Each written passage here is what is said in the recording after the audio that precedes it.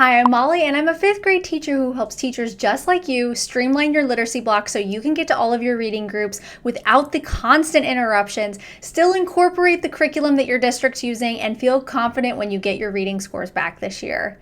So Daily 5, is my ultimate way to structure your literacy block so you can not only get to all of your reading groups, but you can meet the individual needs of your students while still teaching a whole group lesson and incorporating whatever curriculum it is that your district's using. And that includes science of reading as well. And I'm going to have more content on that down the road. Just note that the curriculum that I'm using is science of reading based, and so I have a whole group lesson before we start our Daily 5 stations. This video is just to help you get started with Daily 5 and feel less stressed about going back to school. And I know this is a hard time of year, but just know that when you have the right structure in place, like Daily 5, it's going to go so much smoother than it would have if you didn't use it. Whenever people hear Daily 5, they think that they have to do 5 stations. It just means that there's 5 possible options. My 5th graders typically do about 4 stations a day, but sometimes 3. I've talked to a lot of teachers on TikTok and Instagram over the summer who have specific time frames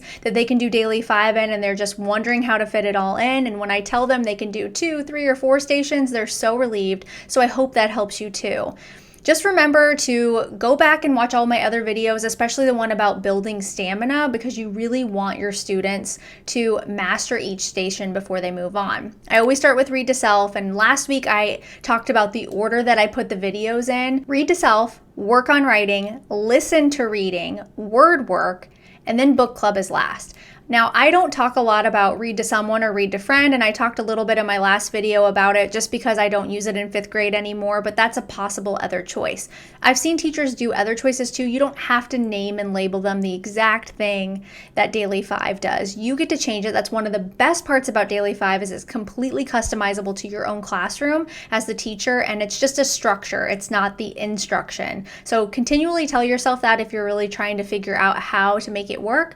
It's customizable and it's meant to work for you. Just a reminder too to start strong with routines, and from the get-go, if they make a mistake, you go back and you do it again, because we want our students to get it right so that whenever you are finally pulling those reading groups or a phonics group, or maybe you're doing a letter ID group, whatever you're working on in your elementary classroom, that you're getting to do it uninterrupted.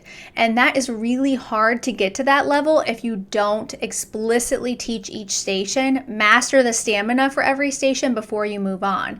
And it might seem like it'll take a little bit in the beginning, but I promise you that upfront work in the beginning is so worth the time, because then later, let's say you're sick and you have a sub, maybe they're not going to pull the reading group, but they could pull the group over and have them work on the thing you did the day before, so you can still do Daily 5 if you've really set up those expectations and been firm with them since the beginning of school.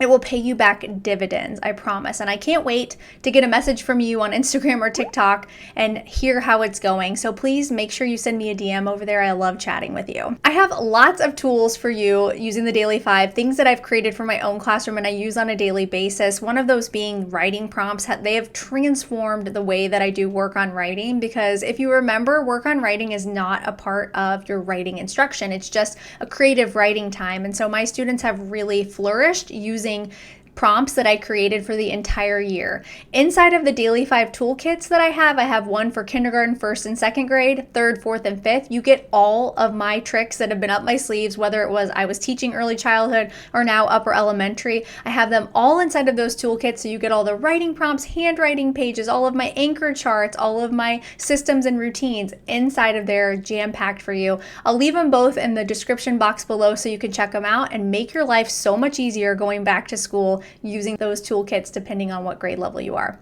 What other questions do you have about Daily 5? Let me know in the comments below, and thanks so much for watching, and I'll see you next week.